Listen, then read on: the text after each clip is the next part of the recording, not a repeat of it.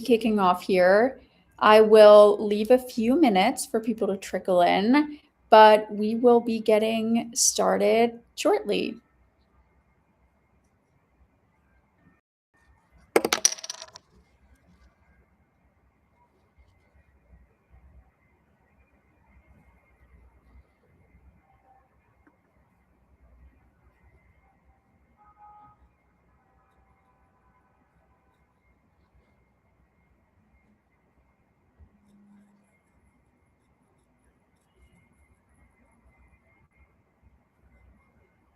For anyone who has just joined, we'll start in a minute here.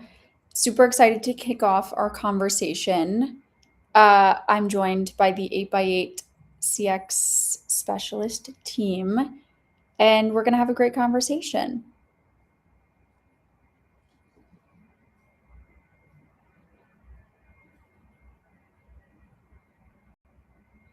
Okay, shall we get started?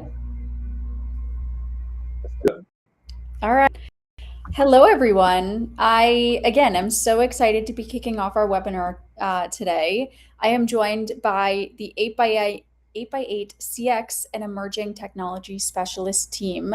I have Tim Whitbroad, Todd Cook, and Landon Hendricks with us here. They are going to be diving into the topic of inaction and how it ultimately drains CX performance and really contributes to churn. I think this topic is so critical in today's experience-centric environment. So I am very excited to hand things over to you, Tim.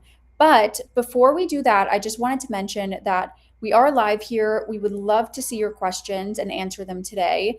And so feel free to submit them throughout the webinar in our Q&A inbox. We will be answering them live. And so excited to hear from you all. So with that, I will hand things over to you, Tim. Thank you, Brooke. Welcome, everyone. We're here to talk about a silent killer in the CX space, the cliff of inaction. We see so many leaders stuck in analysis paralysis because they're afraid a new AI integration might fail. But I'd argue that standing still is actually your biggest risk. I once saw a company wait 2 years to consolidate their systems, and by the time they did, they'd lost 15% of their market share to a faster rival. I'm Tim Whitbroad, and I'm joined by a couple CX heavyweights from 8x8, Todd Cook and Landon Hendricks. Gentlemen, you want to introduce yourselves? Sure. Thanks, Tim. Landon Hendricks here. I've been in the CX space for 15 plus years. I've worked with multiple verticals, retail, hospitality, finance, etc. I've grown small businesses, CX strategies, and I've launched premise customers to cloud contact center solutions as well as a vendor and also as a partner. I'm going to touch on this too. I mean, the wait and see approach isn't really a strategy. It's more of a white flag to me. While you're evaluating, your customers could already be out the door. Appreciate that. Yeah, and my background's really similar, obviously, to Landon's and the rest of the team. I come from working for companies. I worked for Avaya. I worked for Nice and Contact, Google CCAI, TalkDesk. I owned my own bar for 10 or 12 years out here in Northern California. So I've got a broad perspective of what it takes to handle this transformation. And I've worked through a number of transformational events in our space, everything from the first couple .com booms to the transition from premise-based to cloud, and have helped customers of all sizes. On the big side, customers like Wells Fargo and Tesla, smaller size, large regional companies, at least out here, companies that have 60, 70 locations. So bring all that experience to what we do here at 8x8 and work in this space of transformation and emerging technology. So it's an exciting place. And to your point, Landon, I mean, how many big deals have we seen that just go on and on and on while customers just evaluate, and wait for whatever's coming around the corner? While meantime, the customer experience and the employee experience is just awful. I mean, this is not a unique situation. So you're going to hear a few different voices today, spanning enterprise to commercial-sized organizations, customer, partner, vendor viewpoints, and across verticals. As we go through this, we've got a few polls that we're going to pop up. We'd like to get your input, and that's going to steer a little bit of our conversation so that we can speak to some of the things that are most relevant to you. So as we hit on each section, we'll have a poll question to open it up. We'll get to one shortly here. And likewise, as you have questions or things that you may want us to discuss, feel free to drop those in the Q&A panel of the interface there. It's our intention to really handle those as they come along. I don't want you to necessarily sit on your questions for the very end. Certainly we'll have a Q&A section at the end, but we'd like to keep it, I'll call it as conversational as we can, knowing that your input with us is through the Q&A section there. So let's get to it. Today's topic is about something a lot of CX leaders avoid. It's the risk of doing nothing. And here's the truth. Inaction is more expensive than you think. It's just a slow bleed. So what is the cost of doing nothing? It's a cliff of inaction that happens when organizations think they're minimizing risk by standing still, but every delay in modernization creates more drag, longer resolution times, disconnected channels, and lower CSAT. And sometimes you don't even realize that you're choosing to stand still, but you're afraid of choosing and afraid of failure. To quote an old Rush song, and this might be showing my age a little bit, but to choose not to decide is to still have made a choice. And so with that, Brooke, if you wouldn't mind putting up the first poll question, I'd like to ask you all, which metric is flashing red? Which metric is flashing red first when you delay technology upgrades? We think of things like rising average handle times, declining customer satisfaction, increase in repeat callers like low first contact resolution, and high abandon rates. And Todd, I'll ask you, in the enterprise world, what are the first signs that a company is drifting toward that cliff of inaction? And I love all of these data points, and in enterprise especially, almost everything that we do is data and analytically driven. So there's that. It can be super subtle. I mean, I think it shows up in the patient levels, or the levels of patience in your customers. It just starts to get thin. We all know how frustrating it can be. You know what a great customer interaction looks like, and then you get stuck in something where you're repeating yourself, or the agent you're speaking to isn't empowered to do the things that they need to do for you in order for you to get whatever you're trying to get done, or things that you think should be easy just take forever. So it's a slow leak. It's a slow burn. Burnout as well on the agent side. If they're frustrated, that's another leading indicator for churn, not just on the employee side, but on the customer side too. So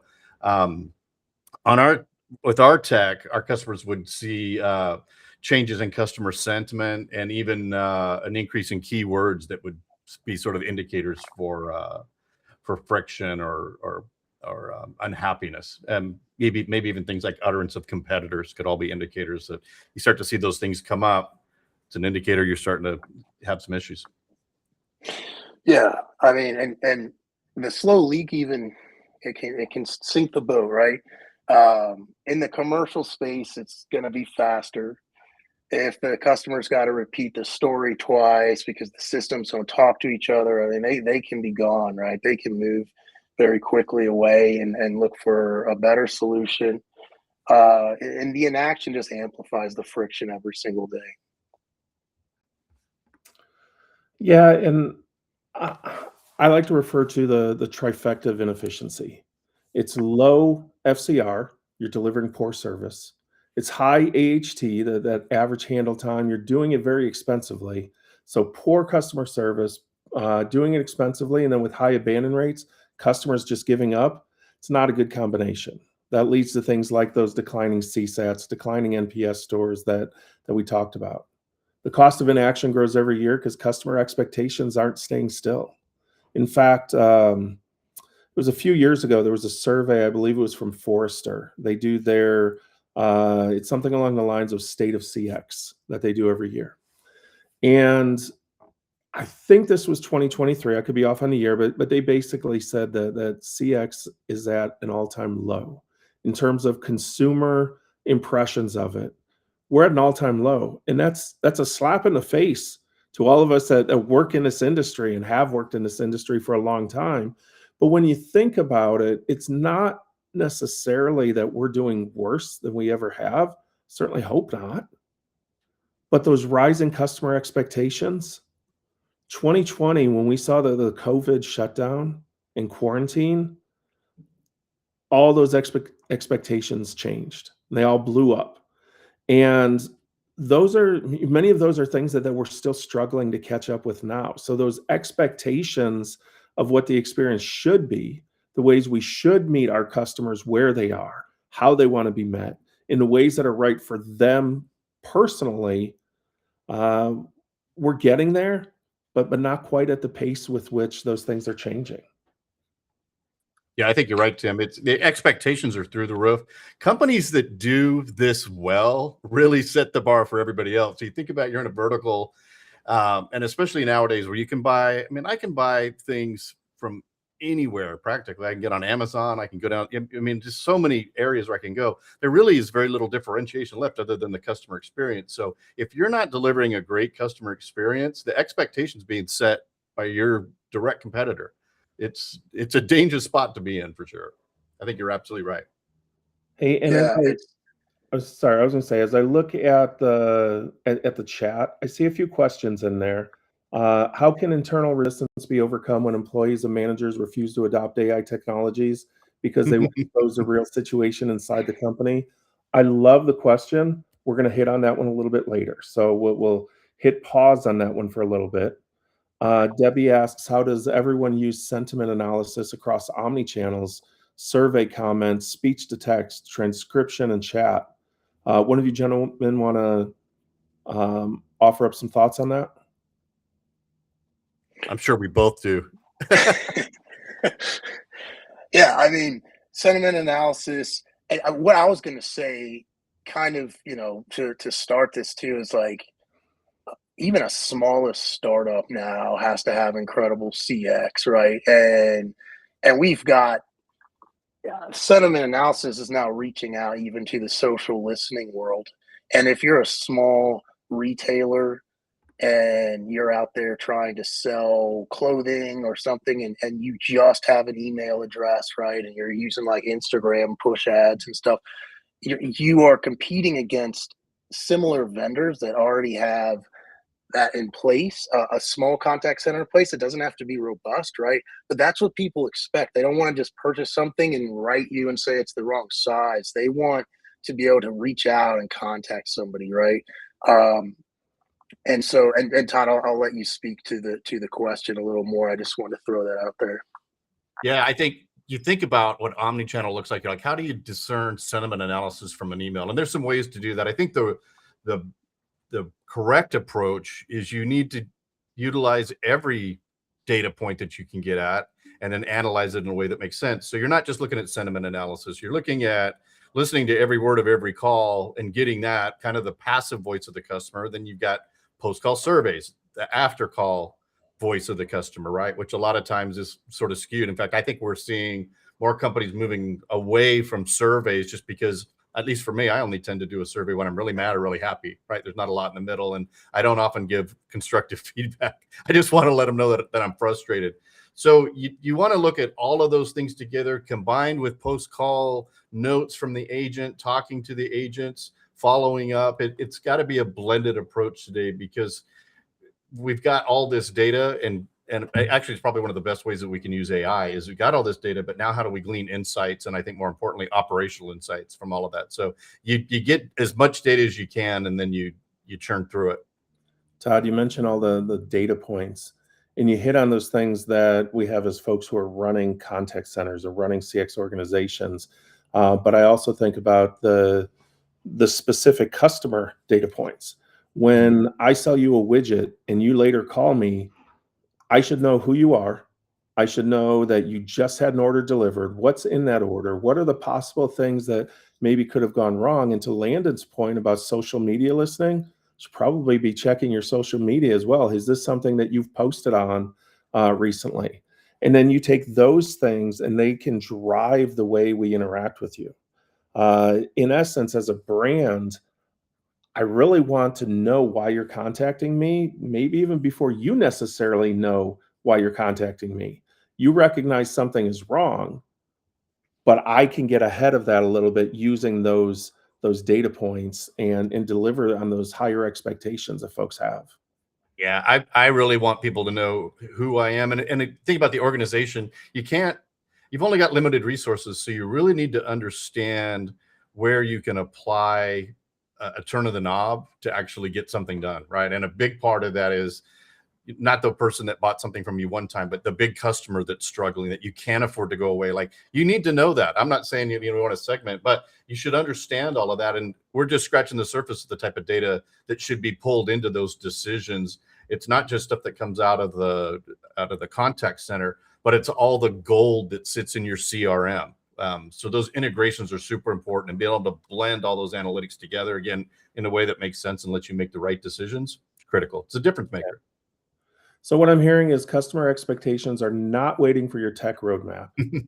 If you're not modernizing, you're slipping, period. So I'd like to hear from our audience again. If we pull up poll question number 2, how many systems do your agents use during a typical customer interaction? Are you in the 1 to 2 category? Is it 3, 4, 5 or more? I think I read once that the typical customer service agent, the typical contact center agent, has something like 10 to 12 applications open on their desktop. 5 to 7 of those are used on any given call, and one of those is usually Notepad.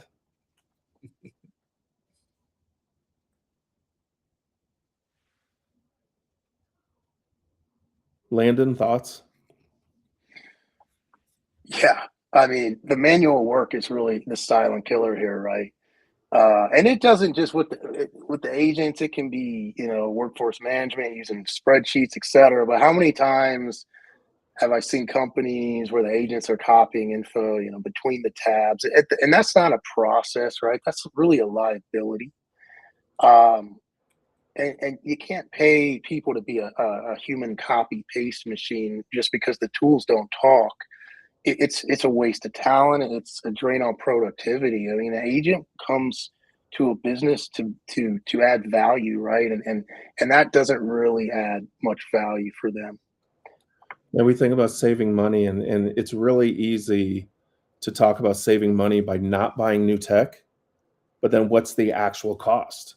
And to your point, what are we actually spending on manual work and rework?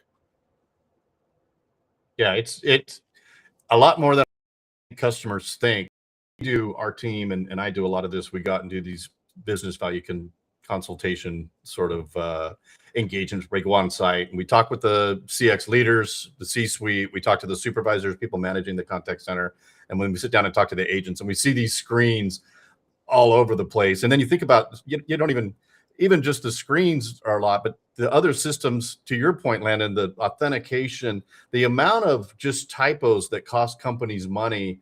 Think about insurance. There's some verticals which is just absolutely critical.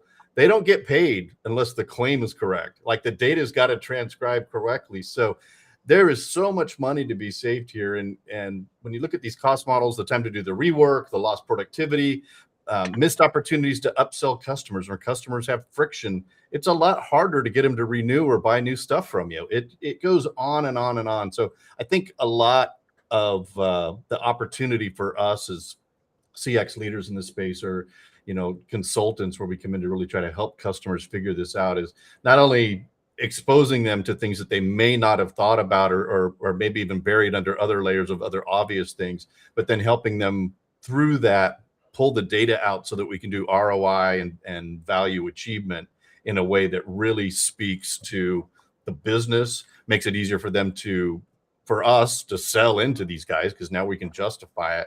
And it makes it better for them, because now they have criteria for what success looks like. Here's how we're going to measure it, and here's how we're going to get there in terms of a framework. So understanding this aspect of a company's business is, I think, arguably the most important part of a sales engagement, most important part of what a leader can do, that would come into an organization to make an improvement.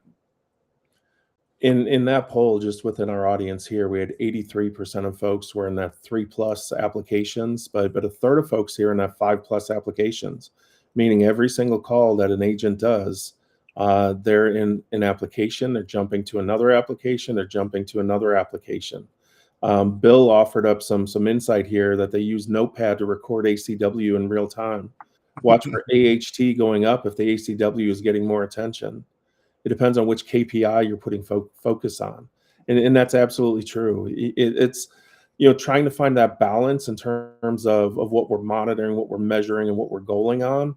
And likewise, when I think about those disconnected experiences where you've got all these different applications, well, I have to get data from application 1 to application 2. And whether that data is something about your order, it's my notes that I'm going to be rolling up in the CRM as part of after call work, or through the contact center platform, whatever it is, man, Notepad becomes that holding place for it. And that's assuming that we're just talking about, I'll call it simple data transfer between applications where you have these disconnected systems. It's a whole other thing when we start talking about private information that may be exchanged in these ways, and compliance and risk associated with those things. Can't agree more. Can't agree more. And the risk and compliance it's getting bigger and bigger. There was a time in my career I sold backup and storage, and we'd always say the best time to call somebody is right after they had some sort of big breach and lost all their data. They can't wait to spend money then. Same thing in this circumstance. When somebody gets sued because HIPAA data has been, compromised, or other, secure systems have caused a breach. Certainly, in the United States, the legislature has been pretty quick to move finally towards putting some teeth into that. Overseas, it's been there for a long time. So companies have to be aware of what these liabilities look like from a potential, I wouldn't say criminal, but a penalty coming in from breaking some of these laws. So we've talked about FCR, first contact resolution, AHT, average handle times, CSAT and NPS, customer satisfaction, net promoter scores. What other operational metrics most clearly expose the hidden cost of inefficient workflows?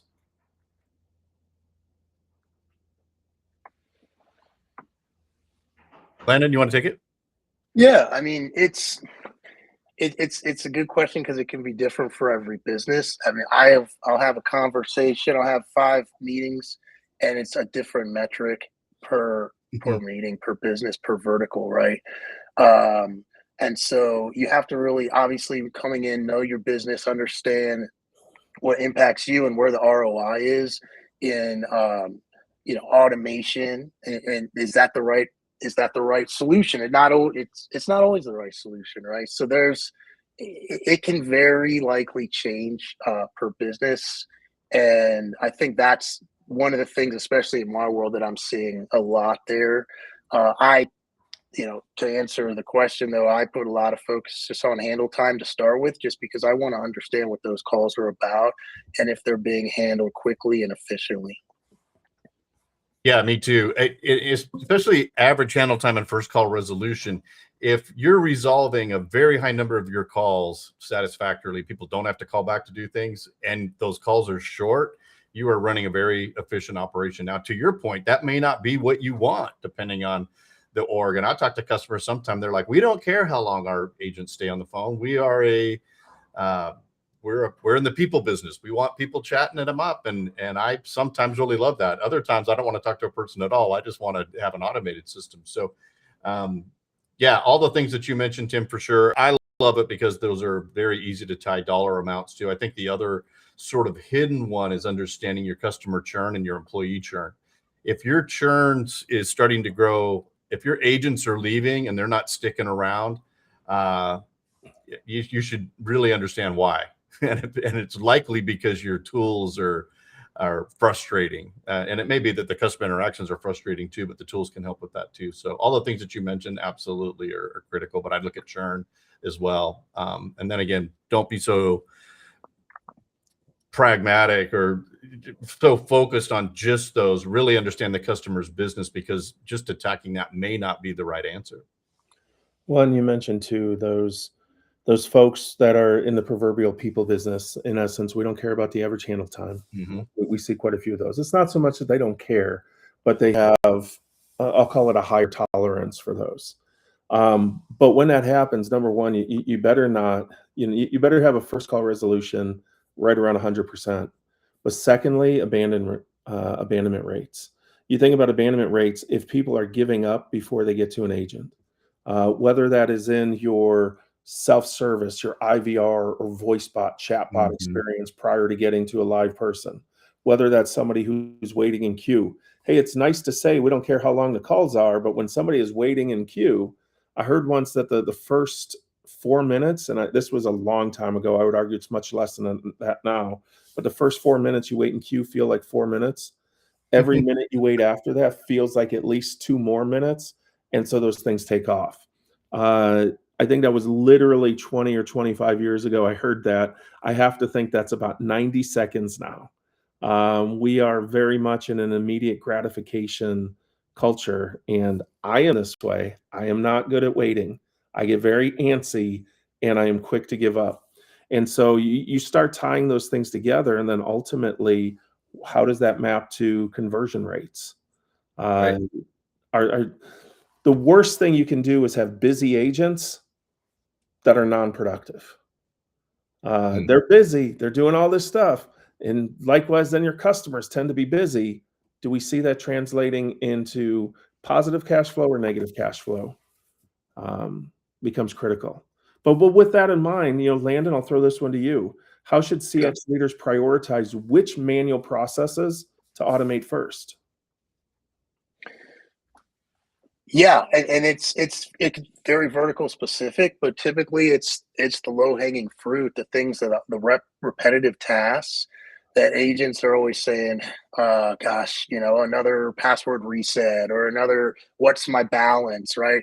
That's where you want to look first, and you want to see what type of calls you're getting, and to the question that came in a while back on just not just sentiment analysis, but let's take it to call analysis. Like, Mm. what's the journey of the typical call? How do we make it easier and less and take friction away for that caller who just needs to simply pay their bill, right?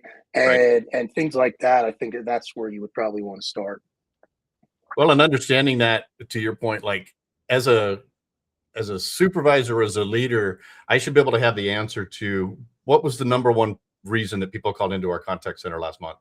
What was it the month before that? Did it change? Why did it change? Those are fundamental questions that you should have an answer to, because that leads to all the things that we're talking about, right? So, having the tools that can inform and again be able to put you in a position to make operational decisions that make sense. It's everything. It's easy for me to say when I go in and talk to customers, those things that we should automate, that give the opportunity to be more efficient, should be high value, high effort tasks. But the reality is, those high value, high effort tasks, there tends to be some risk associated with it, especially if it's a first AI project. If it is maybe more so if you've had a failed one before. Was it the MIT study recently that said 95% of AI projects fail? But you get into the reasons for that, and they tend to be things like boiling the ocean, lack of executive sponsorship and executive ownership, and ultimately, not not having clear success metrics to even be able to measure success. Therefore, you have a misalignment between what success looks like and what it's actually delivering. So then when you pair that back a little bit, obviously those things are critical. There has to be executive sponsorship, executive buy-in, get people on board with rolling these things out. There's a lot of chain fatigue, but we can fight through that with having that clear plan and effectively marketing it, sell the successes, celebrate those. Um, but also, maybe it's not a high value thing, it's a low value. What's taking up a lot of time and energy, even if it's what we might consider a low value task, and it gives the opportunity to get a win, to prove it, to gain momentum before going after those higher value things. And then likewise, it's not trying to do it all at once. Identify that use case. Landon mentioned the low hanging fruit. You take that low hanging fruit and you kind of isolate it, and that first use case might be just knocking that out. Now you gain a little bit of momentum with your own internal folks, oh, this is working. Okay, this is making things a little bit better. Also with your customers who may or may not realize that what's happening, that they see it, but they're going, hey, your brand is a little bit easier to engage with. I like it. And then you keep iterating over that. The other thing that happens when you do that, again, if I go back to COVID quarantine, and if there's nothing else we learned from that, man, things can change in a heartbeat. If you're trying to boil the ocean, you're trying to do a whole lot at once, large project. By the time you go live, were those even like what you're solving for? Is that even your requirements anymore? When you break these things down into small iterative projects, it gives the opportunity to be nimble, to be agile, to after each phase say, hey, is phase 2 really the right one? We win phase 2. Is phase 3 really the right next step? Or do we have to make tweaks to that to continue to be successful and align with whether it's macroeconomic conditions or even just more internal corporate vision types of things?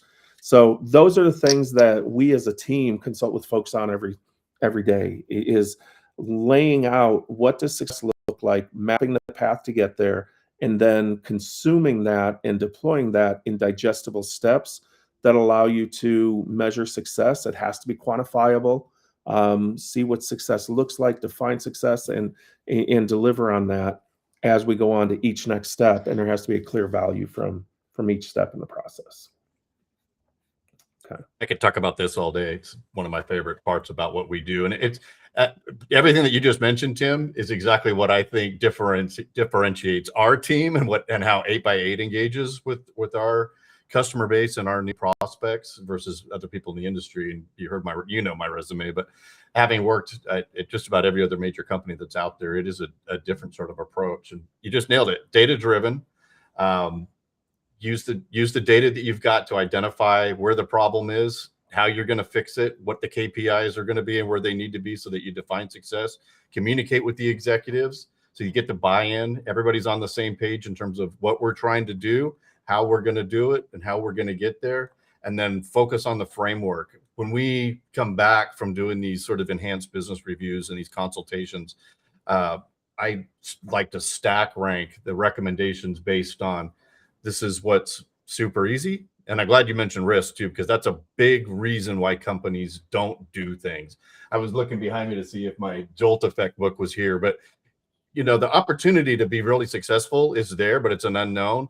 But if you screw that up, that isn't an unknown, and people get in trouble for that. So you got to be able to address risk. So low-lying fruit, the highest degree of potential ROI and value realization with the least amount of effort, addressing risk, and then a maturity model that says, hey, you can start here and get there over a period of time that will mitigate the risk, but then also give you a chance to course correct again by looking at the data. So it's those three things: data-driven approach, making sure you have executive buy-in, and I think beyond executive buy-in, employee buy-in, your agents, your supervisors, everybody needs to be on the same page and understand why they're doing the things that they're doing. We've all been asked to do things and we're like, that doesn't even make sense to me. It makes sense to the business, and you find out and you're like, okay, I get it now. I'm going to make sure that happens. And then again, a focus on the framework that delivers on all those things over a manageable amount of time and mitigates the risk. So I think this will lead into our next topic a little bit. And we had the question earlier, Todd, you mentioned getting employee buy-in, agent buy-in, supervisor buy-in. What are some of the things that our audience can do to earn that agent buy-in, that supervisor buy-in, especially when I think about something like change fatigue? I don't want to throw anybody under the bus, but this is probably every organization I've ever worked for. Yeah. Where you kick off the new fiscal year and it's, here are the new tools. Wait, I thought the thing we rolled out last year was going to be the greatest thing since sliced bread, and now we have a replacement for it already, and it's going to come next year. You're going through all of that kind of change, and you're like, do I really want to invest in learning something new? Because it's just going to be gone as quickly as I come up to speed on it, right? I don't know how you earn it. I think transparency is a lost feature inside organizations. It's okay. Hey, we're in the next bright, shiny object. I get it. Like, that comes with everything in sales and in CX, especially. Now we want to AI, and we've all seen these bright sign up. People are so excited and they spend so much time and energy trying to get there. And then there's no value achievement. The value is never realized. And so again, as a salesperson, as a consultative asset to these folks, I want to make sure that we identify what that value realization looks like and that there's a plan to get there, not just hope that someday we'll get there. So I think transparency is one of the biggest reasons. Bring these people in on the decisions and show them this is why we're doing it. This is why we think this is going to work. Do you agree with it? Don't agree with it? Get their buy-in on it early on. And then again, have a framework where it's okay to make changes. And I think start small and iterate from there is the way. We do these demos that show kind of the art of the possible and get people so fired up. And we've had customers come back and be like, I want all of it. Like, this is awesome. Let's do it all. And Landon, you know, like I spent a lot of time like, hey, let's put the brakes on. Like, want to sell you everything. Don't get me wrong, but it's a big mistake to try to do all that March 1. That's not the way. So for all those reasons, starting small, lots of transparency, bring in all the stakeholders, make sure that you've got buy-in around it. It can be hard especially politically, especially in some organizations where the politics are really tough. I don't want to throw customers under the bus, but I've gone into organizations where they were so terrified of making a decision because they might get blamed for it that they didn't ever do anything. And they would rarely even communicate recommendations because there was somebody up above that would come in and slam the door down. So I get all that. It's having a vendor that appreciates all that and can help with that through either, our own information, our customer stories, our own executive buy-in, having executive sponsors to make sure that we're communicating, doing the right things. All of that really makes a big difference. So, and it's a bit of a long-winded answer to an easy question, but I think those are the key points. There was something you said that I might push back on a little bit. Well, I agree wholeheartedly with the transparency around it, earning buy-in at the lowest levels. They should have a say in the process, but at the same time, you got to be really careful with do you agree or not agree with it? Because right.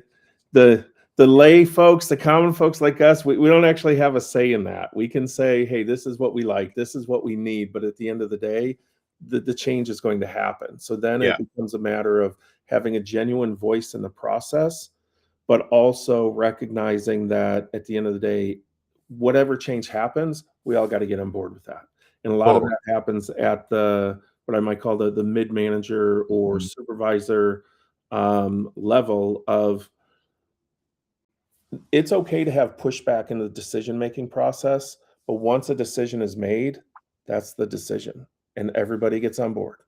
Yeah, there's definitely a way to do it. I mean, how many times have we been in an opportunity and everybody's on board except for, Jill in marketing is like anti it for whatever reason. You're like, why does this person that really doesn't have much to do with all of this, why is she in the mix on this, throwing this up? Or even a supervisor, ahead of the contact center, ahead of the agents, or somebody that's representing the agents has some really strong feelings about something. And you're like, there's a million good reasons to do this, and you're somehow a blocker there. So those sort of things definitely have to be taken into consideration. I don't consider that a pushback. I consider that a best practice. Like, you got to be careful how you do it. Yeah, Ro brought up a good point of being able to answer the what's in it for me is helpful when introducing new changes.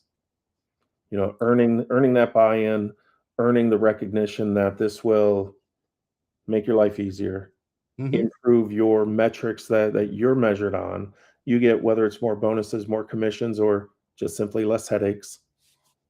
It's all critical. Brooke, do you mind throwing up the next poll question there? As we move on from there, let's talk about agent burnout and organizational health. In your experience, what's the number one emotional drain that leads to agent resignations?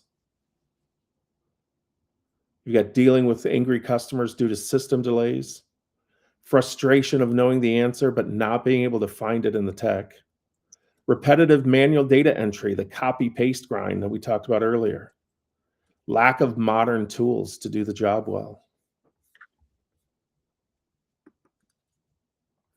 And as I see the responses coming in, it looks like we're pretty well split between this dealing with angry customers due to system delays and repetitive manual data entry, the copy-paste grind. Landon, do you want to share some thoughts on those, the system delays and the disconnected systems that lead to that copy paste grind? Yeah, I mean, it's one of the biggest challenges. Sometimes you just have to think about what the agent goes through. And some of us have been agents maybe when we started back in the day, and some of us haven't. But you get to your desktop, you're logging into multiple systems, you're thinking, oh, this isn't working. Okay. What if your business doesn't have workforce management and you want to, you have to take time off? That can be very frustrating as well. And so then adding to the complexity is the angry calls, right? So now you've got angry calls, you've got multiple screens, you're not sure where to access the data to answer questions that could be more technical, right? There's a lot of ways this can quickly creep up and overwhelm. And then, the cherry on top could be like, oh, I'm not able to reschedule my shift tomorrow conveniently. And those things can add up very quickly. It's not an easy job as it is. And so when you add that type of friction to it, it can become untenable. In my experience, I hear that a lot. So it's not just high volumes, like you're saying, it can be the tools themselves taking those high volumes and making it almost overwhelming. And I've seen that firsthand. And you have an industry that's historically has very high attrition, very high turnover. And then you think about all these things that we're talking about, and then recognize that the person sitting in seat trying to deal with this is 2 months into the job, and they've recently come out of training and they're still trying to figure it out. And there's a whole lot that we can do to make their lives easier. So a lot of things we do that don't make their lives easier as well. You think about agents, they go up there. I'm a new agent. I'm looking up at the wallboard, and there's all my key performance data for everybody to see how I'm not measuring up, right? So it can be frustrating. So there's a lot of nuance in terms of how we deploy, why we deploy, and the way that we deploy the tools that are out there. So yeah, this is huge, and all that burnout is exactly why customers churn. I had a little return I wanted to do on Amazon in fact, here it is, a little charger. So I want to do the return. I go to Amazon, which is where I bought it. I thought, I'm just going to buy another one and then return it. But I've done that a lot this year. So I'm like, maybe I shouldn't do that. I'm actually going to do a warranty thing. So I go in there, like, you got to contact the manufacturer. So I contact the manufacturer. The first thing the manufacturer says back to me, you got to talk to Amazon. And I'm like, you do realize that Amazon is pushing everything back to you guys. And I had this sort of back and forth for 2 or 3 exchanges in email before a real person actually got on and was like, hey, sorry about our AI for doing that to you. We'll get you another. Here's some things you can try. We'll get you another one out. And after that, it was amazing. Stuff like that. Like, I'm sure that agent is so tired of hearing somebody be snarky or be frustrated over something that's built into the system, like, that's just dumb like that. So there's definitely some low-lying fruit that we can get after that over time, I'm sure drives agents absolutely insane. Yeah. And let's just talk money real fast. We're talking about the agent doing that. And so the customer now has a bad experience, right? And what is one bad experience? It can be all it takes for the customer to start silently kind of moving away.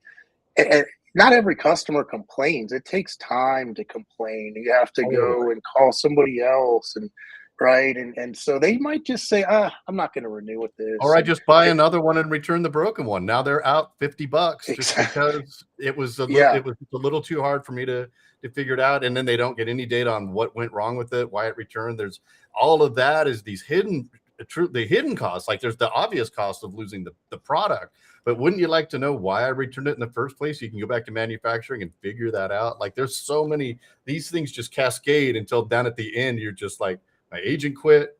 I'm losing money on my product. I'm not improving the product. And now I'm going to buy from the customer's going to buy from somebody else next time, because the whole thing's just a mess. It's a huge problem and a huge opportunity, both for businesses and for us to come in and make it right. I remember I was an agent a long, long time ago. And there were times I just wanted to hide under my desk. There were probably times I actually did, and just dealing with, on top of the people that I didn't want to deal with. It's all those disconnected systems, disconnected data, and I cannot even begin to imagine what the impact on the business is. That's me as one agent. You multiply that by many, and at the end of the day, the agents are the front line. Agents are the ones talking to your customers. That's your brand. That's the front line of your brand right there. So if we don't take care of those folks, and I'll use those folks loosely because this could be live humans, this could be virtual agents, but if we don't deliver those spectacular experiences to both, they're not going to be able to deliver a beautiful experience for your customers, the people paying the bills. Okay. That's a great So point. let's go on to poll question number 4 here. As we think about that, it's a whole lot to take in. We can certainly see why all these things, it's a lot to deal with. You can get overwhelmed really easily. Why does it lead to inaction? You got paralysis by analysis. There are a whole bunch of options out there. There's cost, fighting for budget approvals, fighting for, things are really competitive for, where companies are going to spend in other issues, and complexity. Internal resistance, we talked to some of that, and that change fatigue that we deal with. And then there are integration risks of all these systems that we're talking about being disparate. We got to bring them together. We got to unify that platform and unify the access to the data. And then there's I don't even know where to begin. I'm not sure what to prioritize. There's so much that needs attention. I'm overwhelmed. I don't know where to begin. I don't know what to prioritize. And then we think about things too, like what competitive risks arise when rivals upgrade their CX capabilities, but your team delays. Todd or Landon, you Yeah. guys want to take that for a little bit? Well, yeah. I mean, you just hit a very good point there, Tim. Your competitors are investing while you're delaying. So while being overwhelmed is normal and it happens, and especially right now in this era we're in, things are moving at light speed.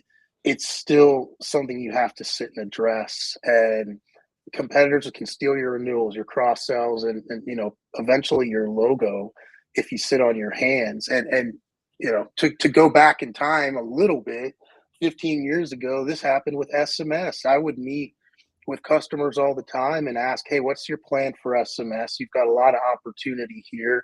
Depending on the vertical, it could have been outbound sales messaging. It could have been appointment reminders. There was businesses built on selling appointment reminders to doctors' offices and such because they didn't want to deal with it themselves. And so a lot of companies put off omni-channel solutions, and then they had to scramble.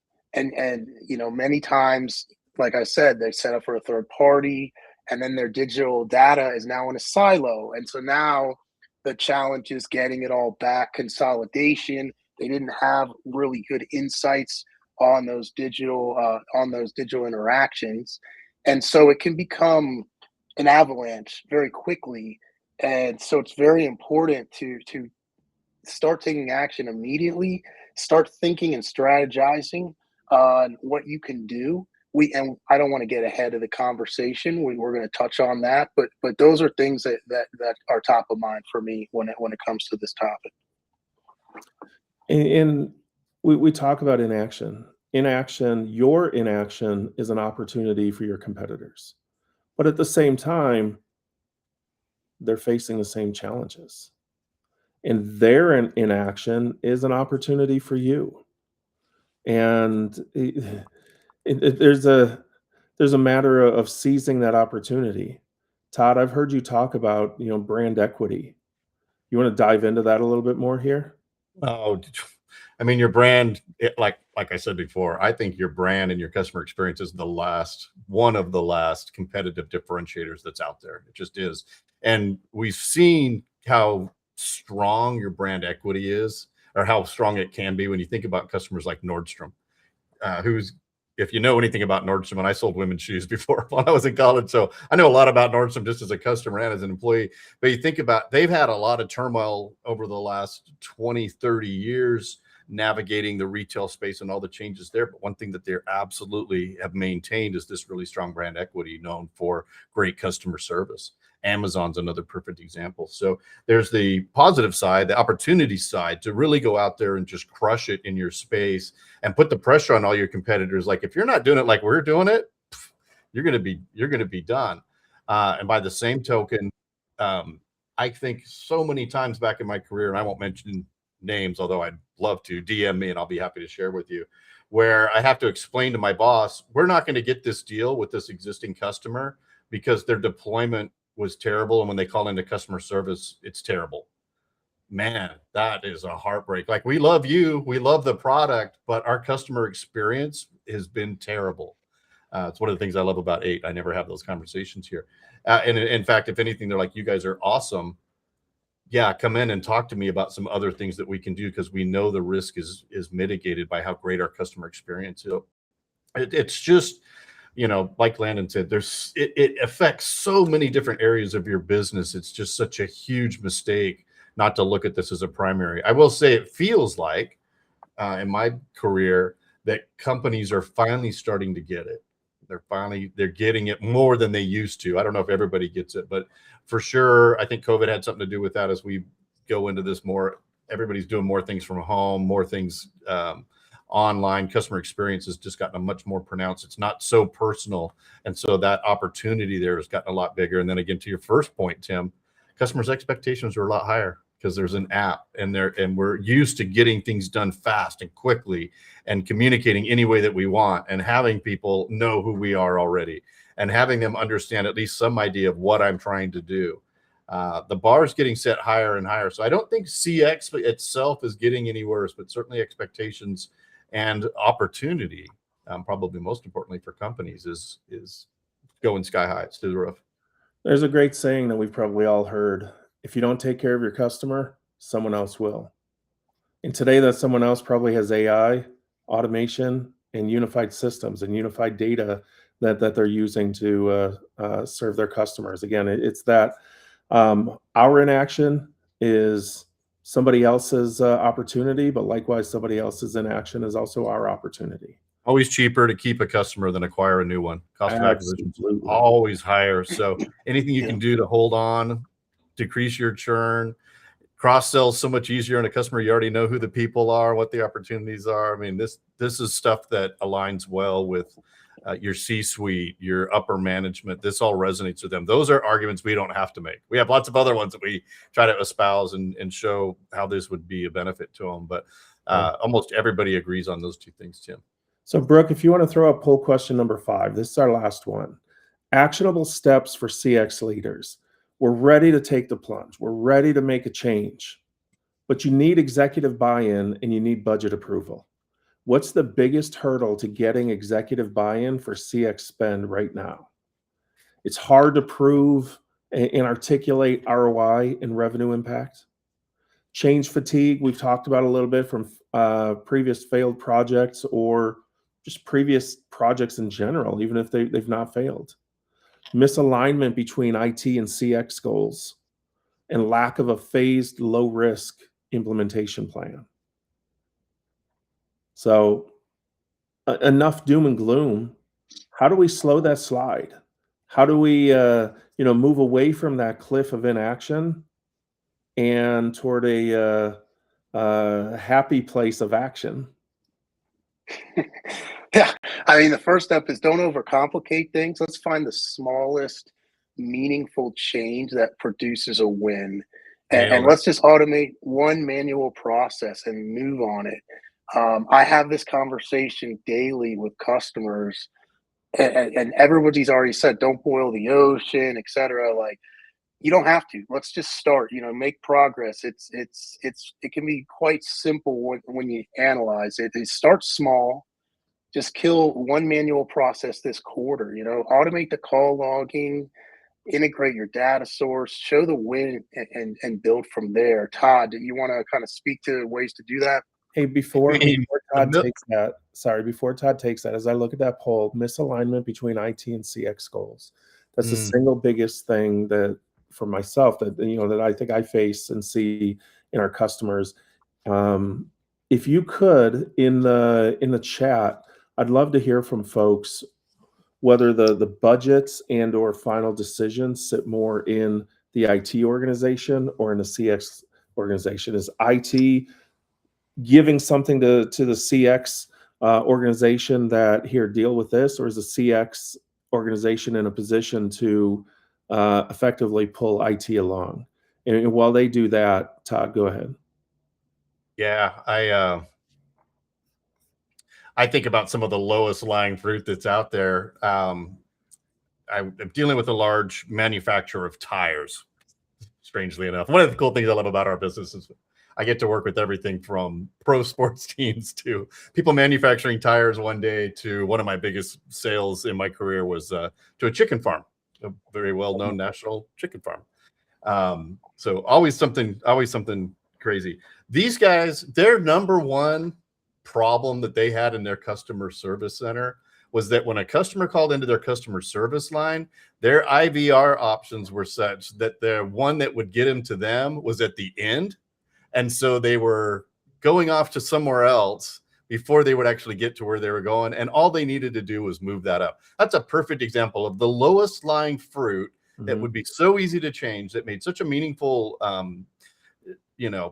benefit to their customers and to the CX. Start small, find the lowest lying fruit. A lot of times when we do these business value consultations that I've been talking about, we're going out there and showing them how to do. They're like, we got this problem. We're trying to run this report. We can't do it. I'm like, you guys can do that with what you have already. Getting the value out of the tools that you have already can be a great way to show the business that you're engaged with the right vendor and that you're paying attention to your business. So starting small, quick wins, low risk, easy, low cost, and building from there. And again, having a partner that can show, hey, by the way, when we do it this way, here's where we're going to get to, and here's why you should do it. We try to lay this out. I think you hit on something sort of sideways, Tim. You got the contact center people are also sometimes the IT folks. These guys are doing a lot of different things. So if you're going to expect that guy or gal to be doing the ROI analysis, to be doing the framework model, to be doing the figuring out the maturity model, and then putting this all into a format that their executives can digest, huge mistake. And so I think it's a great opportunity for us as leaders and CX, consultative assets to help them do all this using their data and their buy-in and all of that. That's how you get there. It's one of the biggest hurdles to buy-in is I think them not really understanding what the opportunity is, not understanding the risk, and not understanding the true costs and the true benefits. Absolutely. The quick hitter is start small, kill a manual process, celebrate the win, and then iterate upon that. That's the way to get at this quickly. Yeah, I hear Landon. I hear you say all the time to your team, stop overcomplicating it. Like, and part of me thinks if only it were that easy, much of the time, it actually really is that easy. Stop. They wouldn't need us. Yeah. If it was that easy, they wouldn't need us. And a big part of this is when you think about the consultation is working with a team that understands this. I go out and see contact center customers. I talk to big organizations every single day. And what I get, one of my most often stated sort of comments is, we know what we do, and we've been doing this thing the same way forever, and we know why we do it. And sometimes our processes are stupid, and we understand why they're stupid and why things are broken. But Todd, you do this every day. You talk to customers like us all around the country, all around the world, all the time. What are other companies doing that we should be considering? That's our opportunity to come in and bring that consultative, to your slide throwing up, Tim, this consultative approach and bringing value to that conversation rather than just coming in and saying, hey, by the way, here's the menu of all the solutions I have. Let's try to shoehorn that in. That is not the way to do it. Yeah, I think the biggest mistake we see organizations make is trying to wait for the perfect plan. Start with practical steps, expand, iterate, and go. So here's the bottom line. Inaction is action. It's still a choice, and it's rarely the right one. CX leaders who take decisive steps, even small ones, will outperform, retain more customers, and boost agent performance. So if you guys want to, well, first of all, what I have on the screen there, take control, start the conversation on book time with our team. You can reach out to Tim, that's me, Todd, Landon, or we also have our Talk CX Tuesdays, see a demo of the platform and have some of these CX conversations. Love to engage with you and go a little bit deeper. Todd and Landon, 10 seconds each. Takeaway, go. Yeah, well, mine is very simple. Like I kind of summed it up in my last statement, but let me say this: reach out to me anytime on LinkedIn. I'm happy to chat. But let's figure it out. I mean, I see a question from Alex. It's a good question. We probably are out of time to address it, but these are questions I'm happy to talk about. I know Todd will be too, and Tim as well. Yeah, same. I strangely enough, like nobody wakes up one day as a little kid and says, I can't wait to be a CX specialist. But I love what you could tell, like there's enthusiasm here. We love what we do. I love helping organizations figure out how they can make improvements here. When we are successful, these things tend to be wildly successful. Here is a resource. Quickly recap, I'd say data. Grab as much data as you can. Use a comprehensive approach that includes the data. What does success look like? How are we going to measure that success? A start small, a maturity model, and a framework that includes executives and the frontline folks, a broad-based sort of stakeholder approach. Awesome, folks. Thank you so much for your time. Brooke, thank you, and the CCW folks as well.